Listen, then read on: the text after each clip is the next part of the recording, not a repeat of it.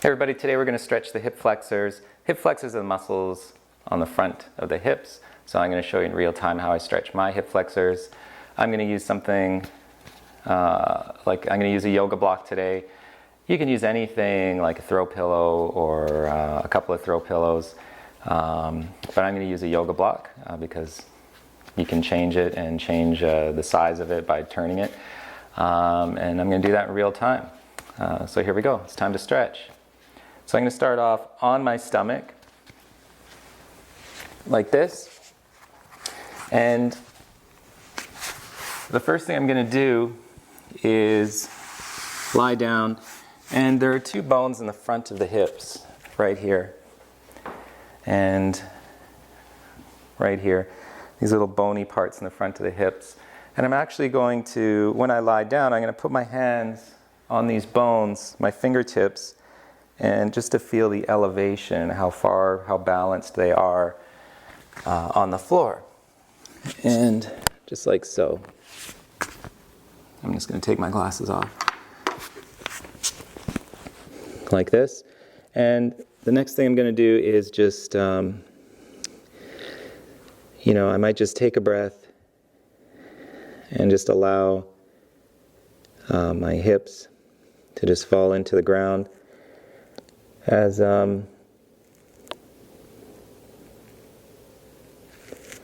we start to stretch, I know it's easy to just sort of go through the motions, but what we want to do is just sort of slow down and allow your body to have a chance to just let go of those muscles.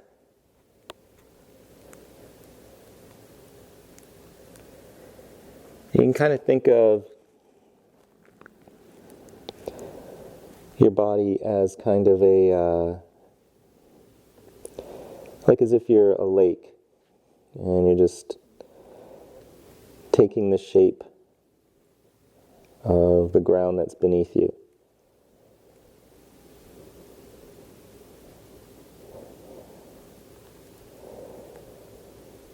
And just allowing it to let go. And we put a lot of tension in the hips. So what I'm doing, it doesn't look like much, but we are just giving it a chance to release. So a few deep breaths just to let that go. And we're just doing that for about a minute. So a few deep breaths, just allowing that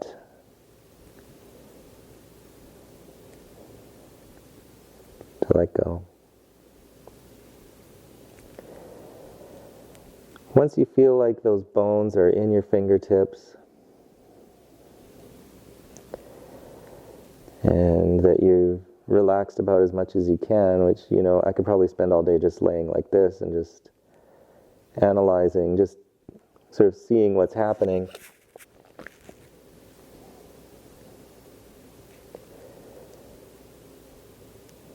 The next step here, we're just going to lift one of the hips up, one of the knees up. So I'm bending my left leg, I'm going to check my left hip flexor, and I'm just going to lift it up toward the ceiling. And when I feel the hip bone, I'm actually going to switch so that it's a little bit more visible for you. I'm going to switch to my right leg. When I lift my knee up, I'm checking to see what's happening in my hip. How far does it go? How far does my knee go up off the ground? What's happening to this hip bone? Is it pressing in to my fingers? Am I rotating up? If I really want to know and evaluate what's happening with the hip flexor, I'm going to try to keep this hip bone as stable as possible and just bring my knee up and see how far it goes. A normal amount might be 15-20 degrees. And then we're going to try the other side. Make a note of how far the hip bone the knee travels, how far the knee actually travels above the ground. And make a note of how much your hip bone is actually moving and whether it's stable. In my case, my right hip is not as stable and it feels like it's tighter. It's one of these things where if I've prescribed this stretch for you, I've likely checked your hip flexors and I'm going to tell you your left hip flexor is tighter, your right hip flexor is tighter. I'm a professional, I do this for a living, but I still have a hard time actually seeing and being able to tell which side's tighter. It does matter. It does make it so that when I do prescribe, I am probably going to tell you to stretch one hip flexor more than the other. But it doesn't hurt to check both. But right now, we're going to stretch the right one. And what I'm going to do is I'm just going to take a yoga block and I'm just going to put it flat like this. And I'm just going to put my right knee on it. There are two hip flexor muscles. One's the iliacus and one's the psoas. And you'll notice that I've got my chest on the ground. And it's because I want to isolate the iliacus, which is a muscle that goes from the front of the hip and it attaches just in the pelvic bone.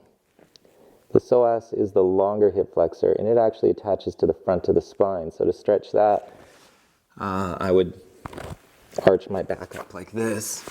But we're not going to do that right now. We're really focusing on the iliacus because we want the iliacus to release first before we release the psoas. So now again, you're just putting your fingers, I'm just putting my fingers here on the front of the hips, and I've got my knee propped up. And I'm just going to take a few deep breaths again.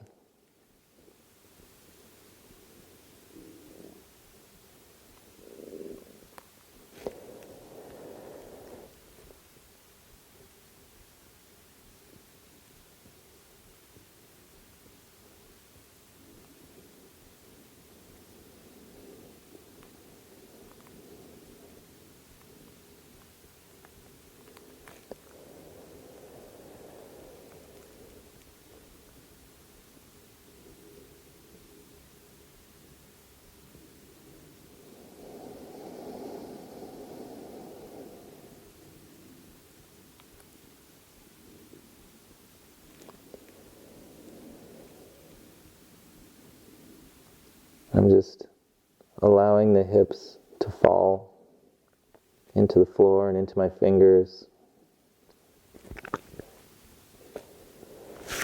I'm just being aware of what's happening.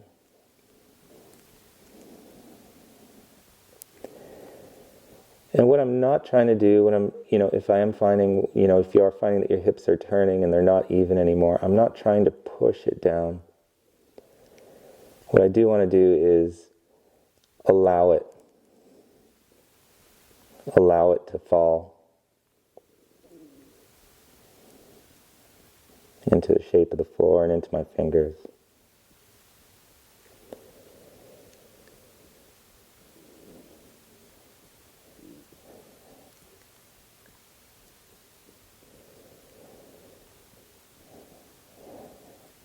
And what you'll find is after a minute or so, it may feel like nothing's happening. After a minute or so, though, you'll just suddenly feel your hips just reach another level of relaxation, of lengthening.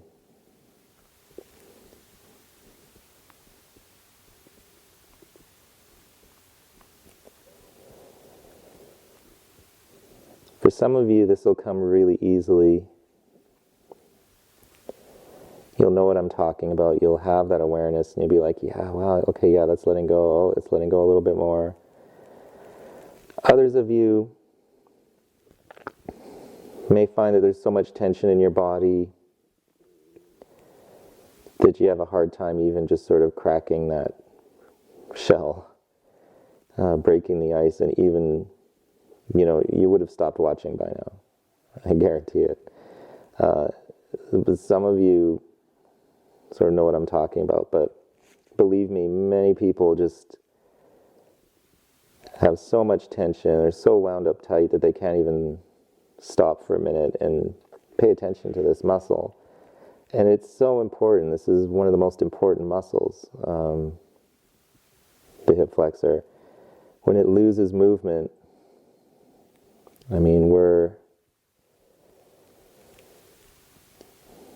think of everybody you know who's had a hip replacement or who gets hip pain or sciatica or low back pain. It's an epidemic. And right now, as I take a couple more deep breaths, you can see how long I've been doing this. And just now, I'm kind of getting into another sort of level of where it's releasing a little bit more.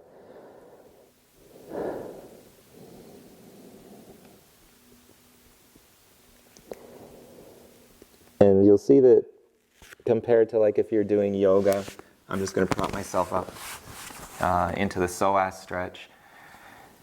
Compared to if you're doing yoga, you're probably holding this just for a little while longer.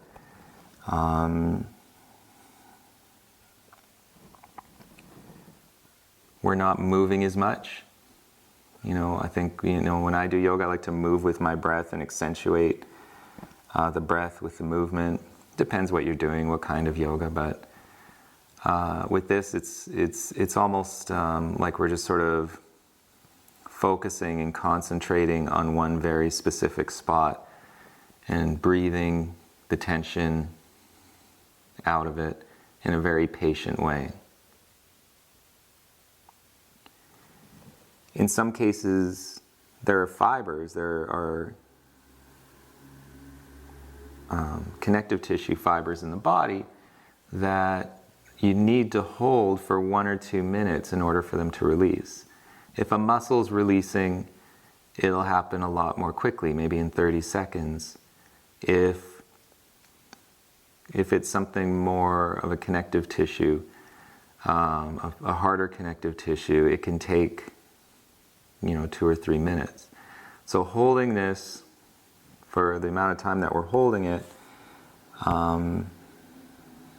is really kind of the way to go.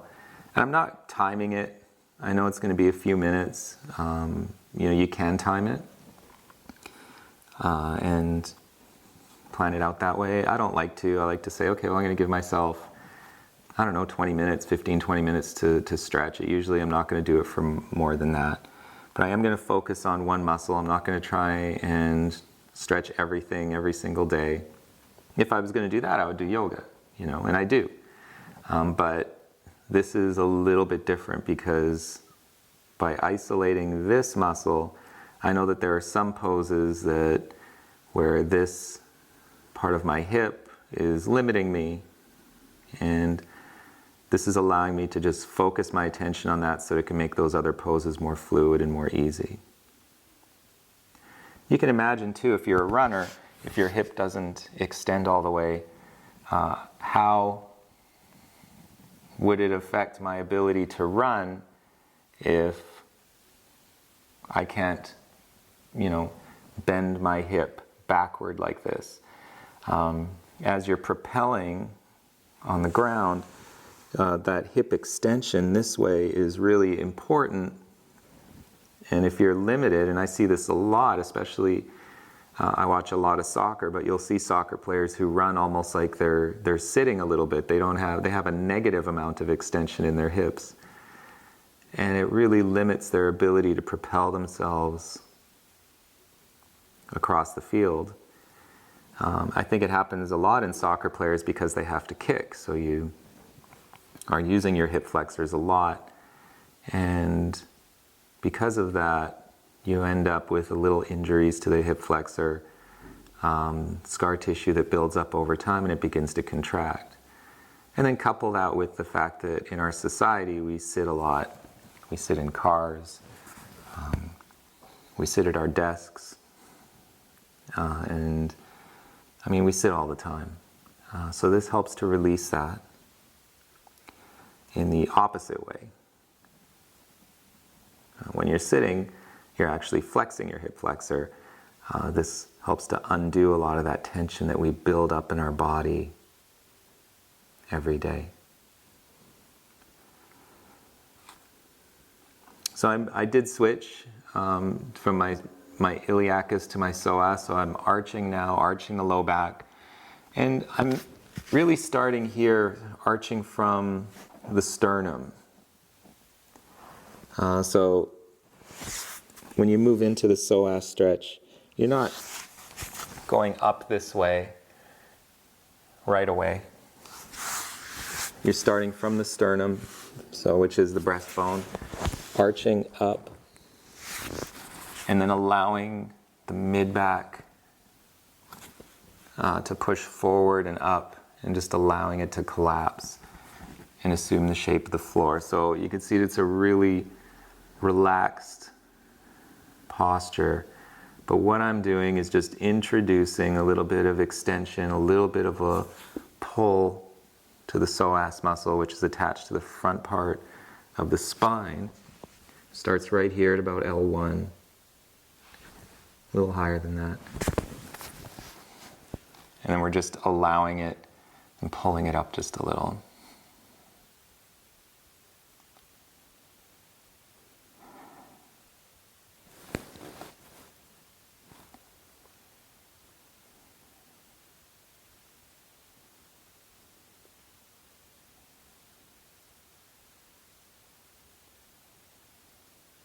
If you are doing this